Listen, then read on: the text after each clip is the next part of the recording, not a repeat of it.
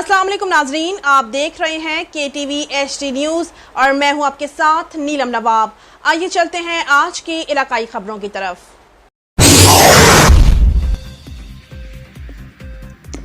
खबर शामिल करते हैं हमारे नुमाइंदे राना सलमान की रिपोर्ट के मुताबिक शरीफ से मखदूम सैयद समी हसन गिलानी NA 166 के उम्मीदवार पाकिस्तान मुस्लिम लीग नून है और जफर इकबाल रामे साहिब डिवीज़न सीनियर नायब सदर बहावलपुर जफर इकबाल वर्क करते हुए अहले इलाका से मुखातिब वो कहते हैं कि मैं समी हसन के साथ हूँ, मलिक खालिद महमूद के साथ हैं, काजी अदनान साथ हूँ और इंशाअल्लाह उम्मीद करते हैं कि पाकिस्तान मुस्लिम लीग नून जीतेगी।